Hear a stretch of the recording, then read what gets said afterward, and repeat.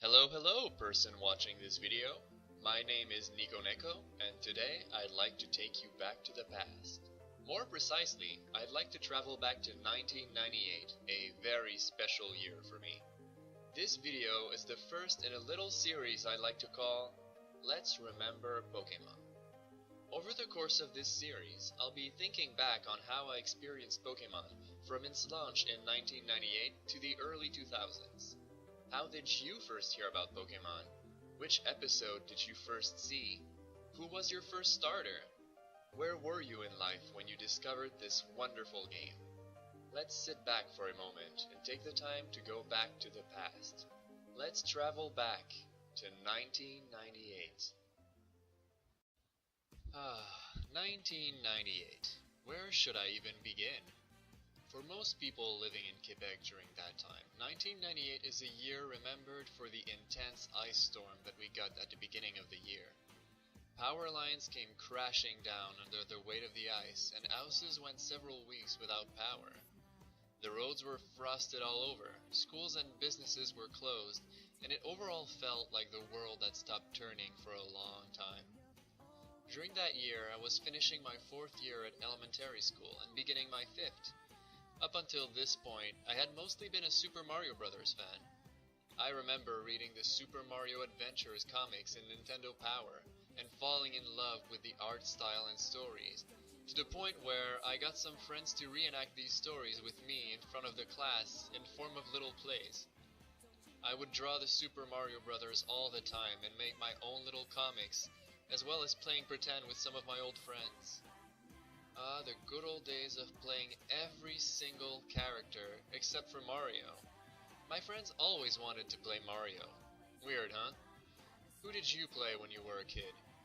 Were you the one who had to play all the characters, or were you the one playing only one character? Anyway, back to the topic at hand.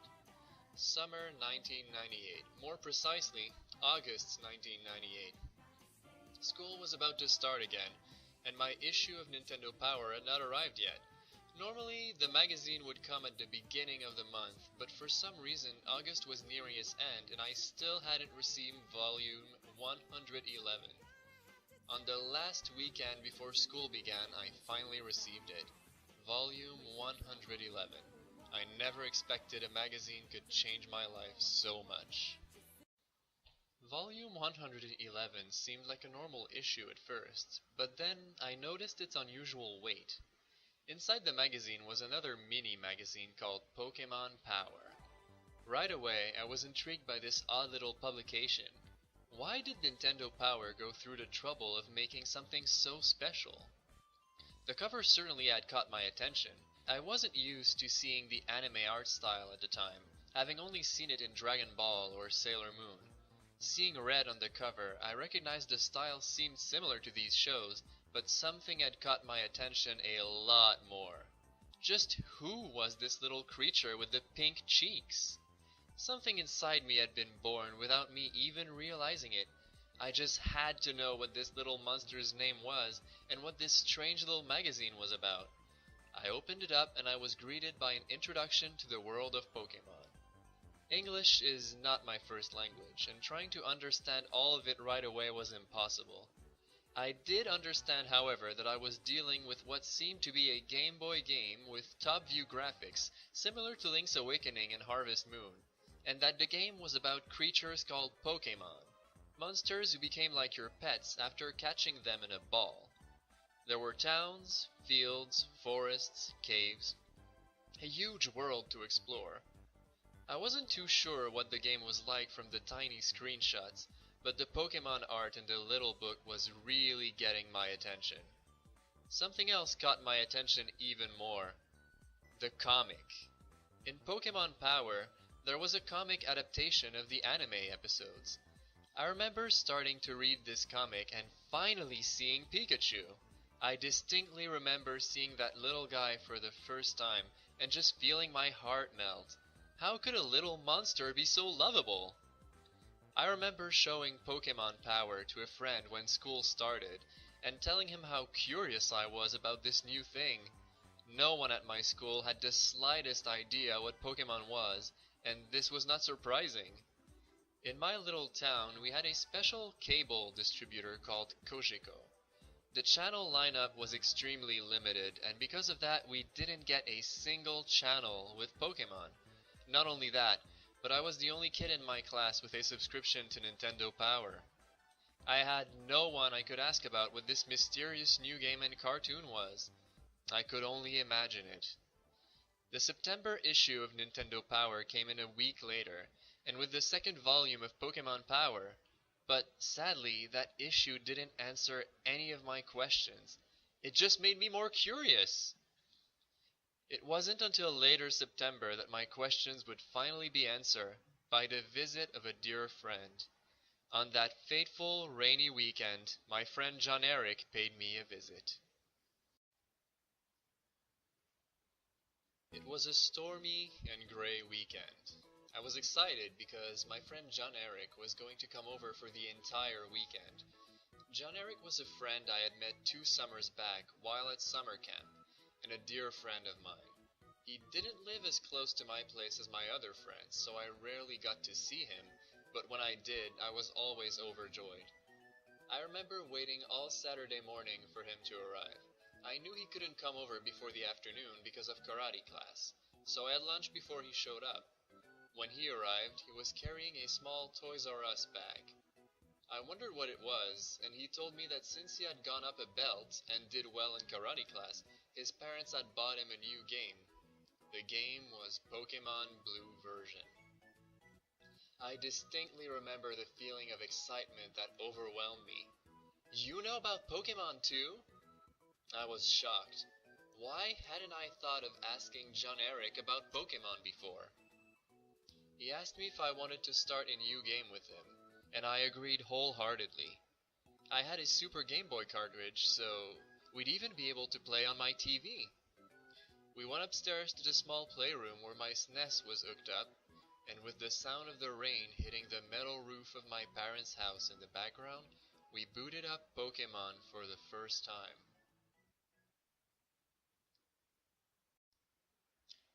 After we were greeted by the Super Game Boy logo, the frame changed to the custom Pokémon Blue version frame. Charmander, Bulbasaur, and Squirtle appeared around the game screen as well as several Pokéball of different colors. The title screen popped up and the Pokémon theme began to play. Various Pokémon were sliding to the left at the bottom of the screen, all brand new to us. I remember us looking at them for a while, overwhelmed with excitement. We began our journey in the world of Pokémon. I still remember this first time seeing the game so clearly. John Eric asking me who we should pick, and us both agreeing to choose Charmander. Looking through Pokémon Power to find out we could actually catch a Pikachu very close to the beginning of the game. Searching through Viridian Forest for what seemed like an eternity to finally catch our first Pikachu. Running out of Harden with Kakuna and seeing it use Struggle for the first time. Beating Brock with Charmeleon. Buying the Magikarp from the salesman before Mount Moon, thinking it sounded like a powerful Pokémon. Thinking Zubat's mouth kinda looked like Batman's bat symbol. Failing to catch Clefairy at first, only to finally succeed at catching one later. And then having to stop playing as we were exploring Mount Moon because it was time for John to go back home. I was heartbroken when the weekend came to an end. I remember lending him my Super Game Boy cartridge so he could continue his Pokémon game after going back home, and him telling me I should ask for Pokémon for Christmas. I remember telling my parents I definitely wanted Pokémon for Christmas as soon as he left, and then reminiscing about everything I had just witnessed over the weekend. September had just ended, and Christmas didn't seem anytime soon.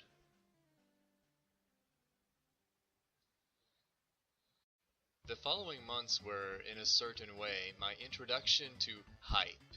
Waiting for Christmas to come was like torture, but in a certain way, it felt magical.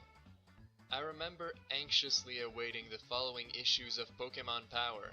I was so excited every time an issue came in the mail, it completely overshadowed the Nintendo Power issues that came with it.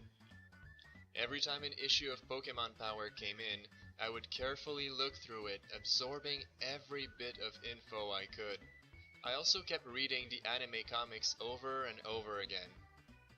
I would redraw the Pokémon art that I liked, and slowly started to find out which Pokémon were my favorites.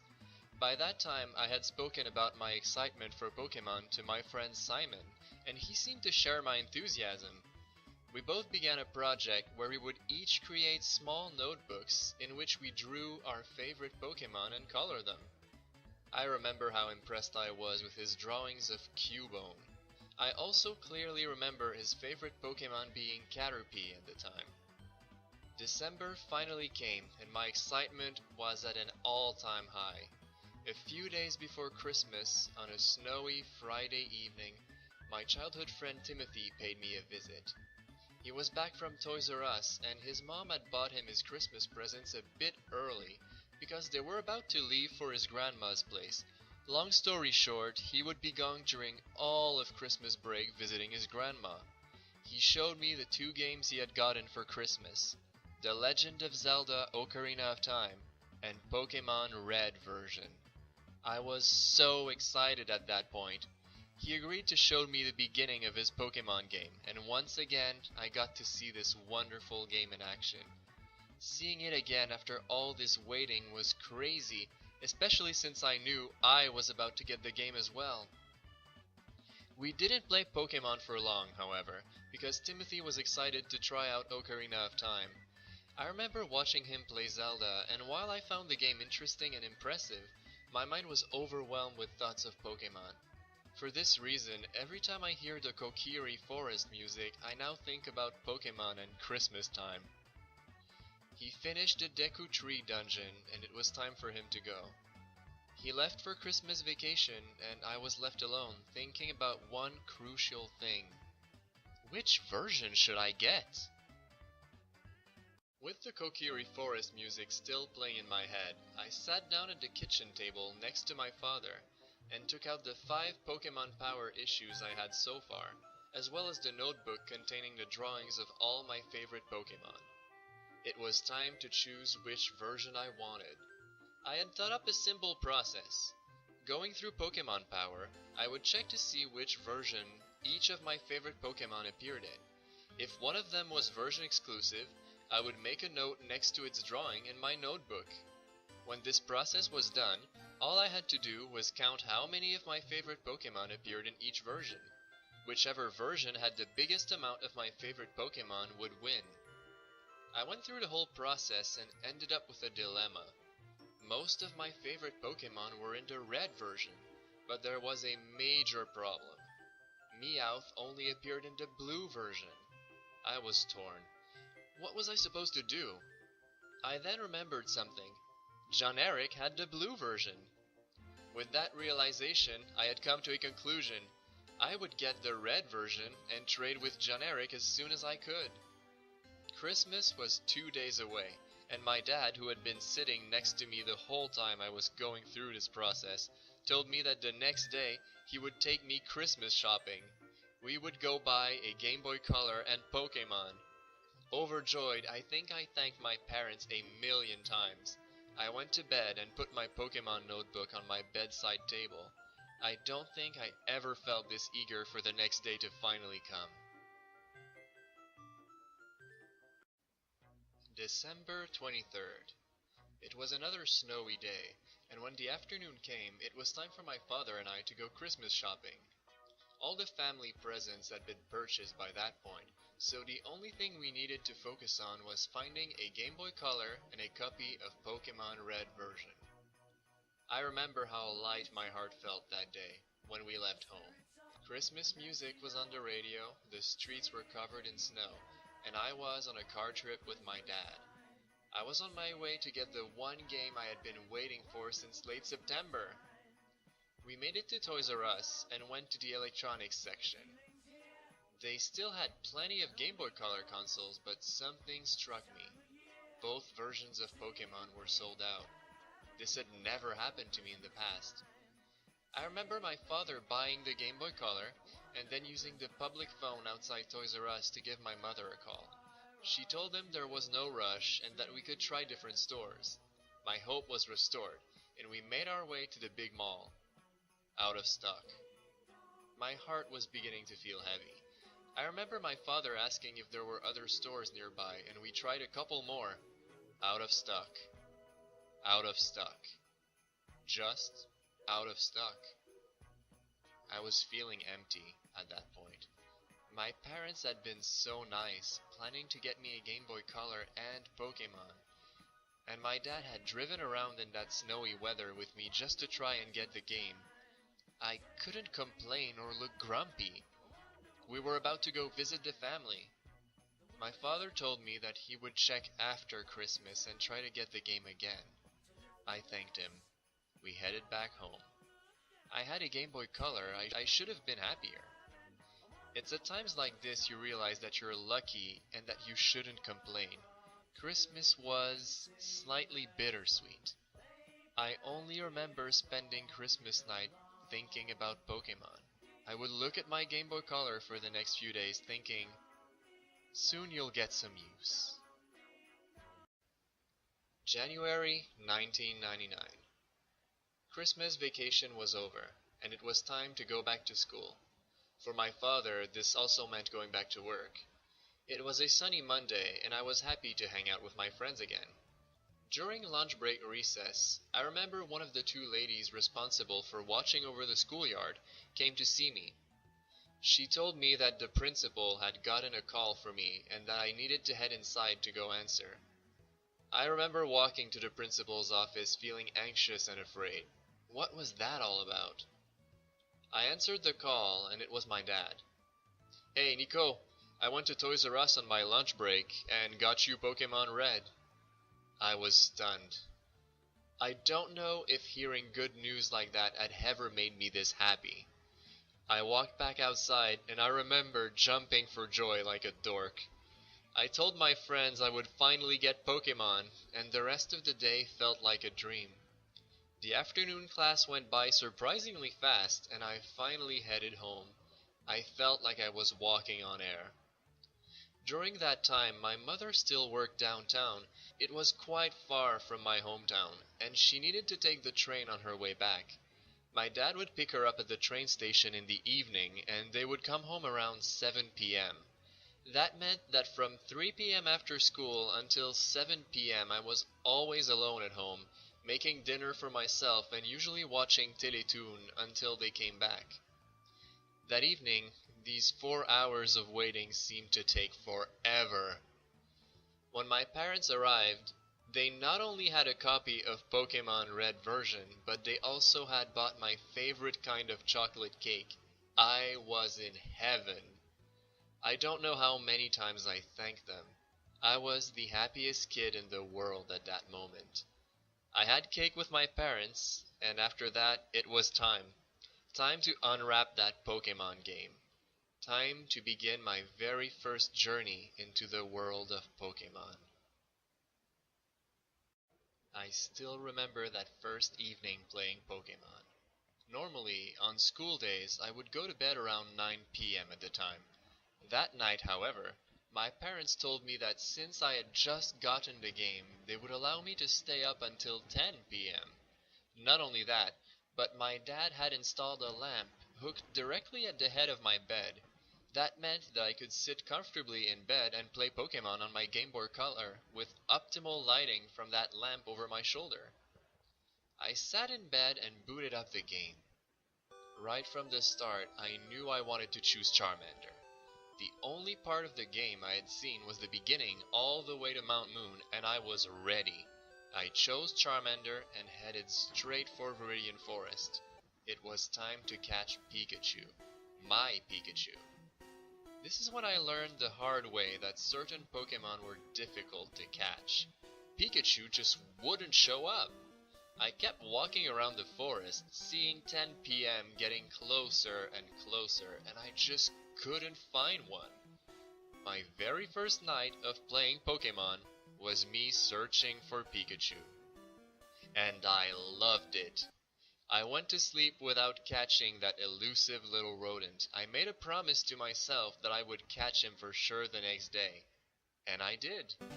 The intense joy I felt when that Pokeball stopped shaking and that victorious jingle played was like nothing I had ever felt. I caught Pikachu! I remember telling my parents as soon as I did. I was ready to leave on my Pokemon journey. I had my two pals, Charmander and Pikachu.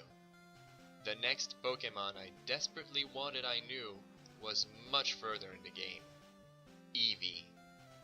The time had come to make it beyond Mount Moon and discovered what adventures awaited me in the world of Pokémon.